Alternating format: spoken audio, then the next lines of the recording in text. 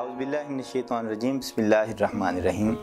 ناظرین مکرم، ارکان اسلام کے حوالے سے ہماری گفتگو جاری تھی، تو ارکان اسلام میں پہلا رکن کلمہ طیبہ ہے۔ کلمہ طیبہ کہ جس کو تصدیق قلبی کے ساتھ پڑھ لینے سے، جس کا اقرار کر لینے سے انسان اسلام میں داخل ہو جاتا ہے۔ کلمہ طیبہ دو حصوں پر مشتمل ہے۔ پہلا حصہ توحید پر، جبکہ دوسرے حصے میں رسالت کا بیان ہے۔ کلمہ طیبہ کا پہلا حصہ سرکار علیہ الصلوۃ والسلام کی آمد سے قبل تمام انبیاء کے ارکان اسلام کا جزو رہا ہے، اور پھر سرکار علیہ الصلوۃ والسلام نے کلمے کے بارے میں ارشاد فرمایا، افضل الذکر لا الہ الا اللہ و افضل الدعاء الحمدللہ۔ یہاں یہ بات سمجھنا ضروری ہے کہ لا الہ الا اللہ سے مراد صرف یہی حصہ کہ جس میں توحید کا بیان ہے یہی نہیں ہے، بلکہ اس سے مراد مکمل کلمہ طیبہ ہے، کیونکہ بعض دفعہ جز بول کر کل مراد لیا جاتا ہے۔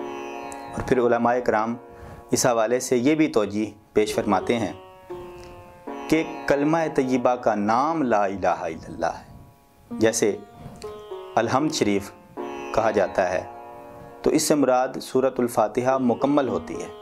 اسی طرح کلمے کو افضل الذکر قرار دیا گیا ہے تو اس سے مراد مکمل کلمہ طیبہ ہے۔ اور حضرت قاضی ایاز مالکی رحمۃ اللہ تعالی علیہ اپنی کتاب شفا شریف میں لکھتے ہیں کہ سرکار علیہ الصلوۃ والسلام نے ارشاد فرمایا کہ جو شخص اخلاص سے دل سے کلمہ طیبہ کا ورد کرتا ہے تو اللہ تعالیٰ اس کے لیے آسمانوں کے دروازے کھول دیتا ہے، اور یہاں تک کہ وہ عرش الہی کی زیارت کرنے لگ جاتا ہے۔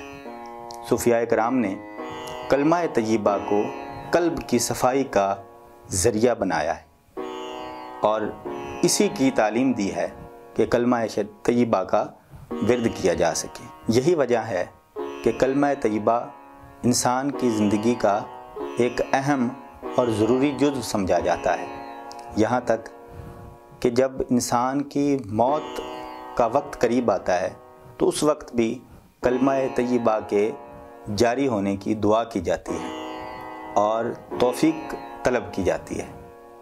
دعا ہے اللہ تبارک و تعالی ہمارے لبوں پر اپنا اور اپنے حبیب علیہ الصلوۃ والسلام کا ذکر جاری فرمائے، کلمہ طیبہ سے ہمارے دلوں کو منور فرمائے۔